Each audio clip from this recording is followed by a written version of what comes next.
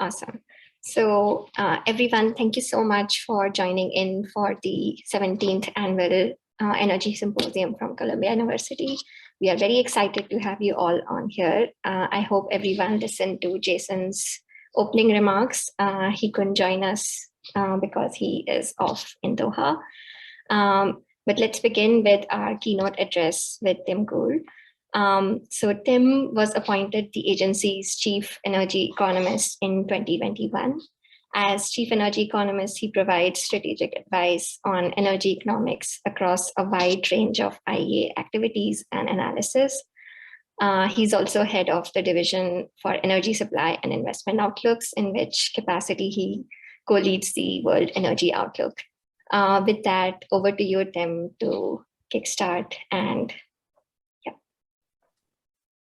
Well, thank you very much indeed, Lekha, and it's a huge pleasure for me to join you today from Paris and open your 17th Annual Columbia University Energy Symposium. I'm very grateful for the chance to do that. We have such admiration for the things that you do across at Columbia. We have a lot of interactions with different parts of the university, of course, with Jason and the Center for Global Energy Policy, the Climate School, and other parts of the system. I'm particularly glad to join you. It's the end of a very long week here in Paris. We've just finished our ministerial meeting, which we have every couple of years. So we had ministers from across the broad IEA family, not just our member countries, but a much wider group. And that was chaired by the US Secretary of Energy Granholm. We had a really exceptional US delegation in practice. Special Envoy John Kerry was part of it. Senator Manchin was very active in discussions. Very interesting couple of days. One of the big themes, as you can imagine, was solidarity with Ukraine. So it was a particular pleasure to welcome virtually Minister Halushenko, who's the Minister of Energy, but also Deputy Minister Demchenkov, who was able to make it across from Kyiv. I won't go into lots of detail on the ministerial. I mean, there's lots of material that you can find on our website, but I'll just mention that, you know, you can imagine what the key themes were at this time for energy, dominated by the immediate crisis around Russia's brutal invasion of Ukraine. So energy security, energy prices, but of course, we can't lose sight of the necessity to deal with another crisis, the climate crisis. And so these were the themes that kept on cropping up in different ways over the days of discussions and decisions.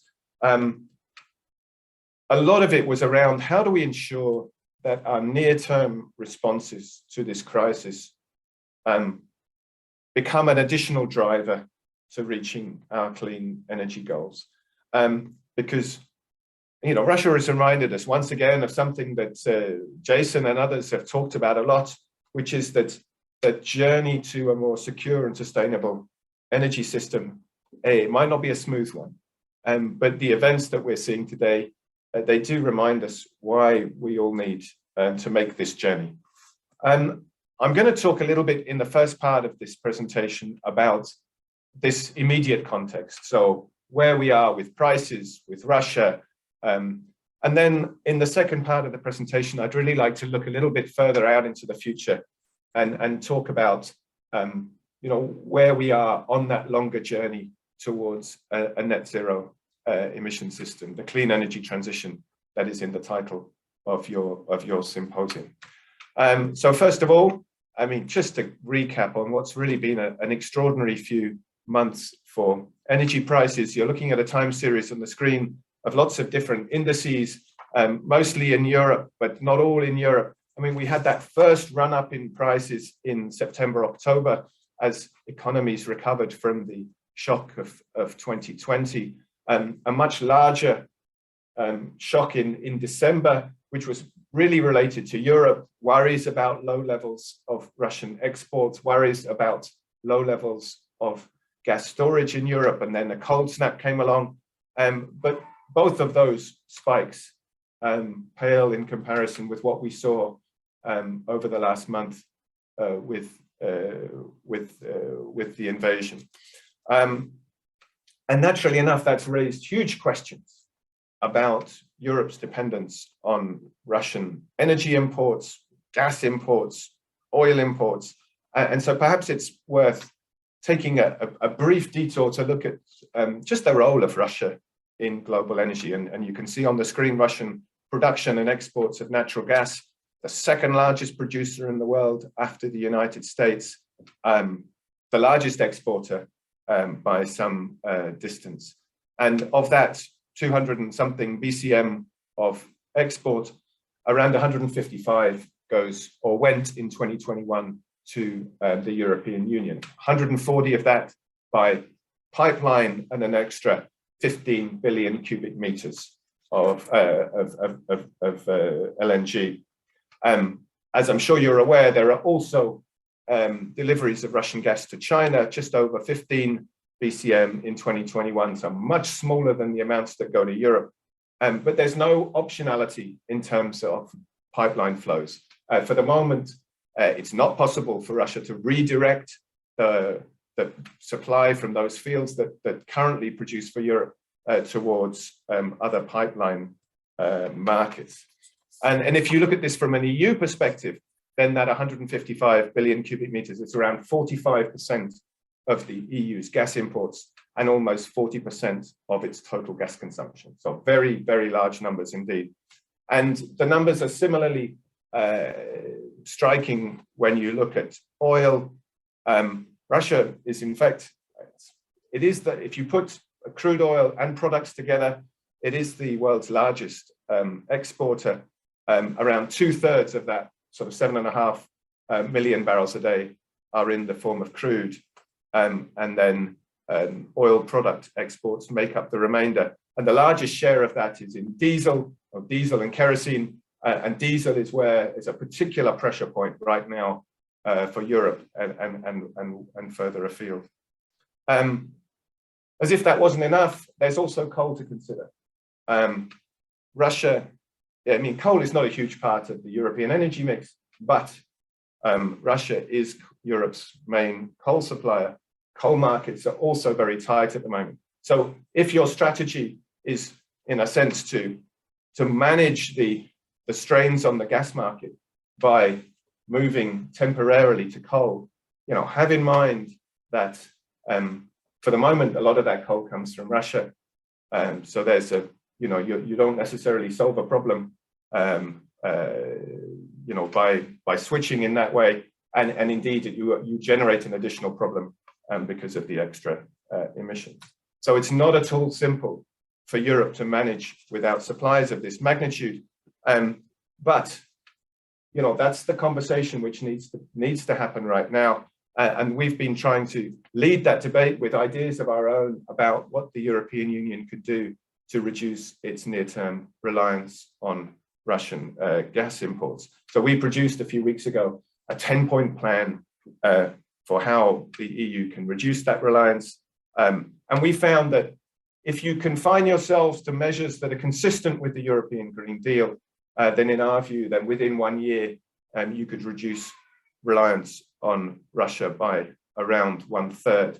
And you can see already that there's been a huge debate around all of these issues. There's a separate communication from the European Commission on this topic. And indeed, just a bit earlier today, there was the announcement of that task force between the EU and US, looking in particular at LNG markets, but also at future reductions in gas demand. And we're very involved in many of those discussions.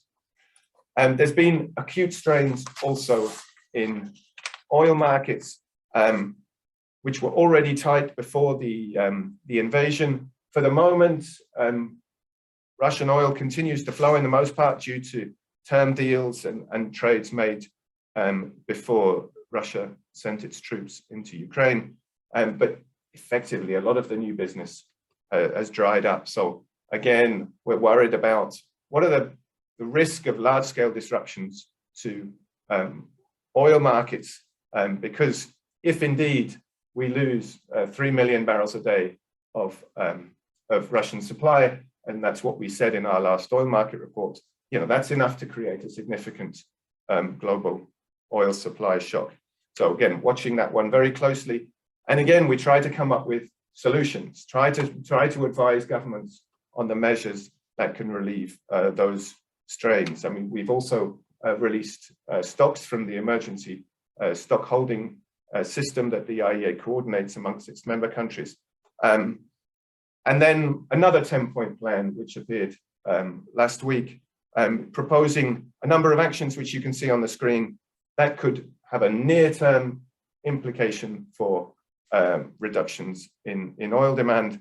And also then, how do those tie into the sorts of measures that would be necessary to put oil demand onto a more sustainable path in the long term? And again, that's want to emphasize that that's very much the focus that we're having at the moment, is how can we tailor those near-term reactions in ways that reinforce efforts to tackle our long-term needs and long-term vulnerabilities.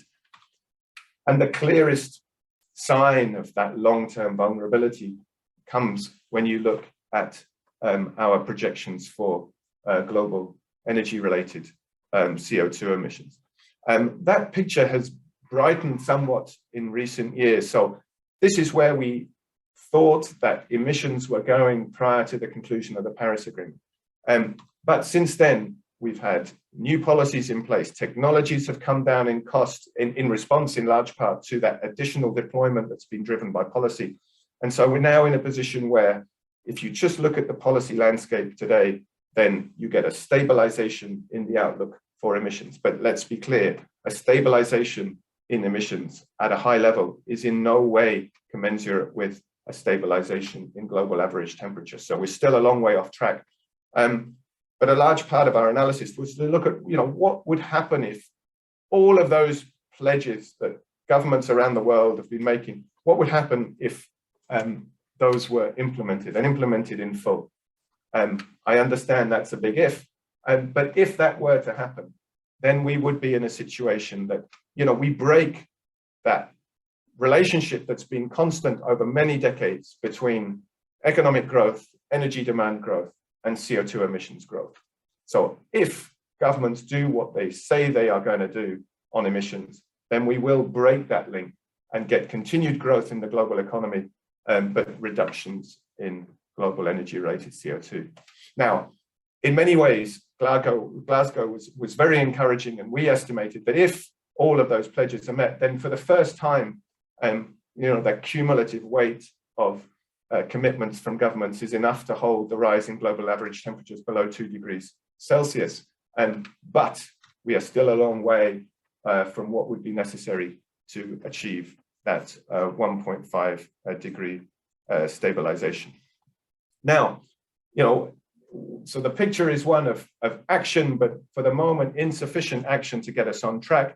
But there are very encouraging signs, and we need to be aware that technology is moving fast, and a very good example comes from the EV market. So cast our minds back 10 years ago, around 130,000 electric cars were sold worldwide in 1 year. And today we're selling that amount in the space of a single week. And China last year sold as many electric cars as everyone in the world bought in 2020. So we are seeing that signs of growth taking off for electric mobility. Now, for the moment, the impact on oil demand is small, and in some countries it's offset by the continued and very high popularity of SUVs, which tend to use significantly more oil than an average car. But this kind of effect, you can see it in the electric car market, you can see it in some other markets as well.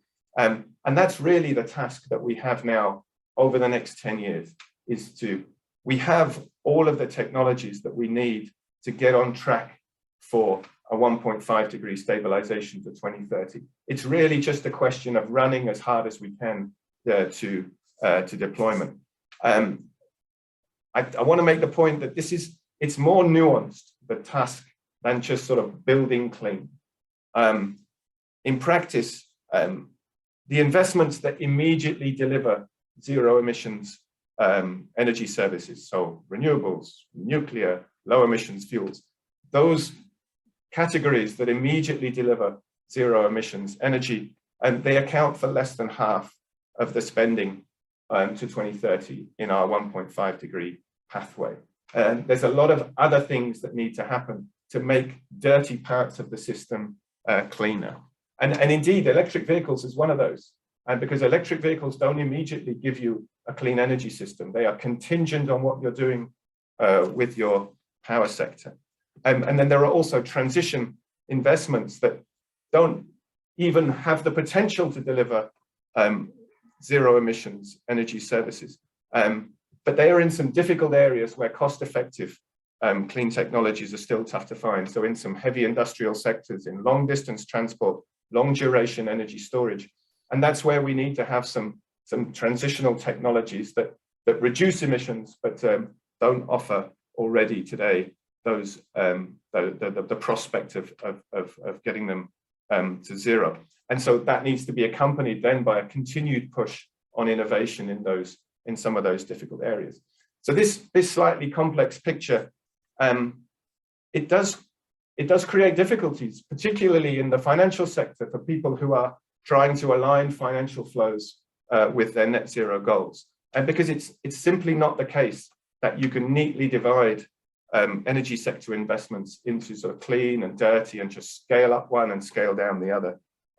So it's vital that we have a bit of nuance to that discussion.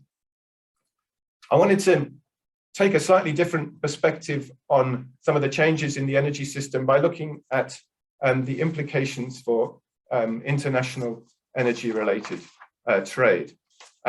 This was the picture prior to the pandemic, and no surprise that of all the commodities out there, energy-related commodities, oil dominates the scene. For the moment, and for some time to come, I think it's the most valuable commodity of them all.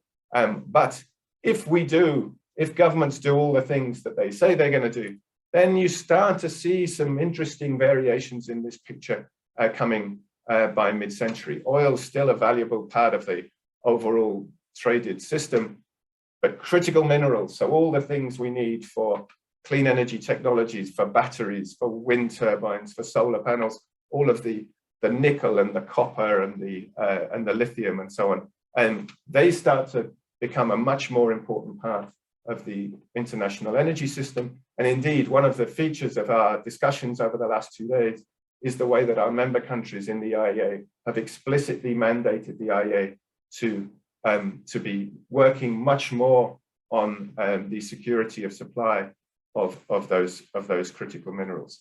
And then you also see hydrogen and hydrogen-rich fuels coming into the picture. You know, pretty much everywhere in the world can produce hydrogen, but the costs vary quite substantially by country, and that creates incentives to trade. And so in that kind of scenario, there's hydrogen and hydrogen-rich fuels are drawn in particular to Northeast Asia, but also a little bit into Europe, coming from Australia, coming from the Middle East, coming from parts of Latin America. And then if we put ourselves in that net zero emission scenario, the volume of trade shrinks, and it's really then dominated by some of those critical minerals and by hydrogen. And I guess the lesson here is really to watch out for those changes in energy trade as we move through transitions. Trade patterns, geopolitics, producer policies, they continue to be really crucial, even as we move towards an electrified, renewables-rich energy system. I want to say a couple of words on the prospects for future volatility. And that's really where these energy security and climate considerations intersect once again. So I don't think it's inevitable that energy transitions will be disjointed or bumpy, but there's a few things that make that volatility more likely. And one of the key ones is here on the screen. So even before the invasion of Ukraine, energy markets were tight after years of relatively low investment. And if we juxtapose here the amount that's going into oil and natural gas production with the amounts that go into sort of transitions to clean energy and infrastructure, what's really striking is that the amount being spent on oil and natural gas production has come down in recent years. It's half of what it was in 2014. And it's one of the very few areas that's consistent with that net zero vision that we outlined in this roadmap last year. But if you look at the other side of the ledger, then we are simply not spending enough on the technologies that can help us meet our demand for energy services in a sustainable way. And so the task is really to ramp up those that spending that you're looking at on the right-hand side of the screen. And again, it's across a range of technologies and really a range of geographies as well. And that's the way that we can minimize volatility going forward. But I also agree very much with the sentiments that have been expressed by Jason Border, for example, but in his writings with Megan O'Sullivan, that we really need to maintain plenty of tools to deal with that energy market volatility in future. So we need stockpiles, we need buffers of different kinds. We need to avoid prematurely retiring assets that can contribute to energy security, and the debate over lifetime extensions for nuclear is, of course, a good example of that.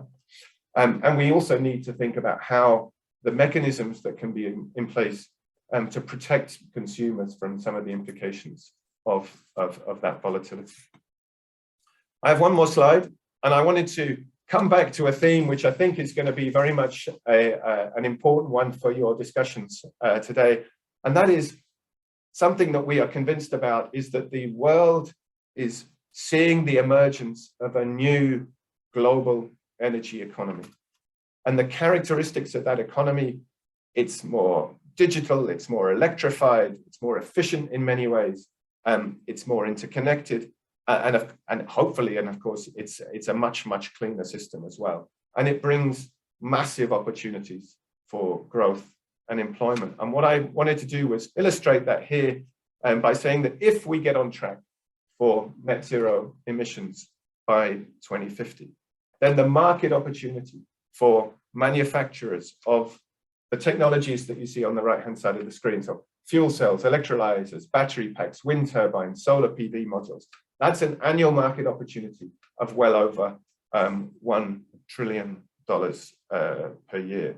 And that's a comparable size to today's oil market. And naturally enough, there are huge opportunities there for countries and companies that are well positioned along this growing set of global supply chains. So, you know, we're going to talk a lot about risks, and certainly this last week we've talked a great deal about different types of risk.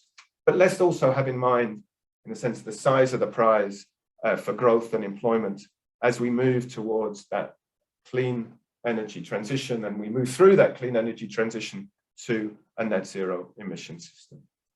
I think I'll leave it there. Very happy to hear any comments, reactions, questions from your side. Amazing.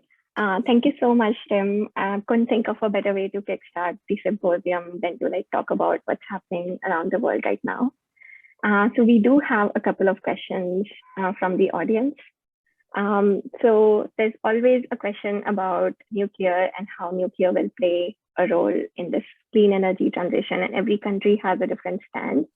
So we have a question from the audience asking, do you think SMR or other nuclear technology will play a bigger role as we move towards a cleaner energy?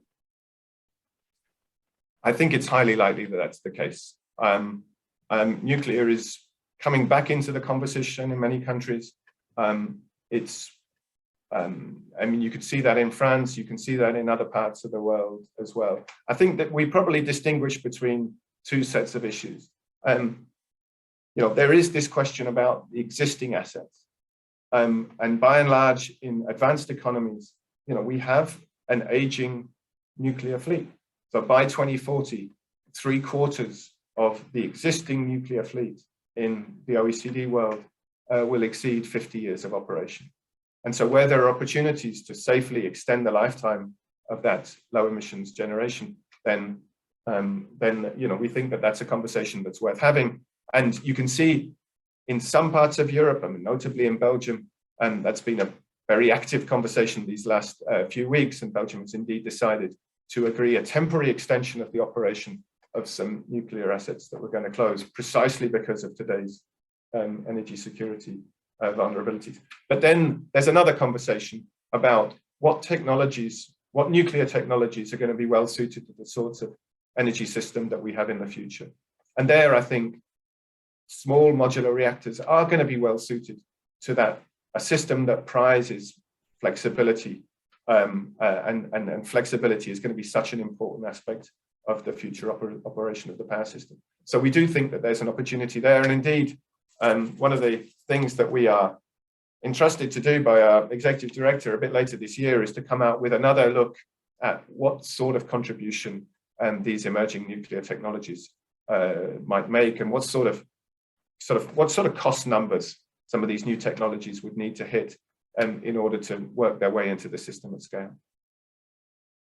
Awesome. So at the beginning of the presentation, we talked about the recent energy crisis. So there's a question from the audience, like, will this energy crisis accelerate or de-accelerate the energy transition to cleaner energy sources? I think that's a great question, and in many ways that was the key question that we've been debating with ministers this week, because as he was setting up the conversation, our executive director said, well, look, many people are telling me that this is a turning point today, but are we going to turn in the right direction or not? And it was an open question in a way, because there are ways in which you could sort of dial back some of the changes that we think are necessary to get towards a clean energy system. But on the other hand, if you look at the technologies that can really reduce vulnerabilities over the longer term, then it's clear that there's a huge degree of alignment between your energy security concerns and your climate concerns, because naturally enough, if you have a system that is less dependent on fossil fuels, you will inevitably be sheltered to some degree from the impact of volatility in those markets. And so I think many ministers were making explicitly this point, how they are doubling down on the deployment of clean technologies, particularly for consumers that are vulnerable in a way, particularly vulnerable, because high prices are regressive. I think everyone realizes that they take more out of the pocket of poor households than they do out of rich households. And so there's a particular concern amongst policymakers to ensure that, some of the efficiency retrofits or the electrification of heat or electric mobility or improved access to public transport, that this is something that is done with a view to making transitions as sort of inclusive as possible. Awesome. So I'll take just one last question since we are almost on time. So this one is around investments in clean energy infrastructure. So the question is if it's constrained by supply or demand. And if things could change by supply or demand? Yeah, like are the constraints more on the supply side or on the demand side? That's again a fantastic question, and we spend a lot of time, thinking that through here. In our view, the smoothest transitions are the ones that are driven by rapid changes on the demand side. So you have switching to cleaner technologies, you have much greater efficiency, and you're driving down demand for the carbon-intensive fuels that way. Clearly many people are worried that that's not going to happen fast enough. So we need to focus also on constraining supply and making sure that those sort of fuels don't come to market. I think there's certainly room for a very important conversation about what needs to happen on the supply side. And we've been arguing that, the companies that produce fossil fuels, they can be quite important in helping that transition move faster. And by first of all, making sure that they are minimizing the amount of emissions associated with the production of those fuels, but also moving in to other parts of the energy economy, cleaner parts of the energy economy, whether that's offshore wind or CCUS or low carbon fuels or green hydrogen or whatever you choose. And so we're certainly encouraging movement in that direction. But one point that we made in our recent World Energy Outlook is that if you constrain fossil fuel investment to the levels that are consistent with a net zero by 50 scenario, that is no guarantee that you get the emissions reductions consistent with that scenario. What you may end up doing, if that's the sole sort of focus or the excess or the disproportionate focus of your approach, is that you may just end up with the sorts of price spikes that we're witnessing today. Again, we don't feel that today's market turbulence is due to clean energy policies, but there are clearly risks down the road for the reasons that I mentioned and reasons that I showed in that slide. So we think that, you know, everyone has to be sort of pulling together to try and get us on track for a clean energy system. But it, you know, you have to be working very hard on the demand side, and that seems to us to be the most productive way to move it forward. Awesome. And thank you so much again for an amazing keynote address.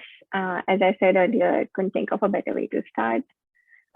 So yeah, all welcome to stay on for our panel discussions that will start soon. So over to Bhavya to kick us off with the panel discussion on batteries.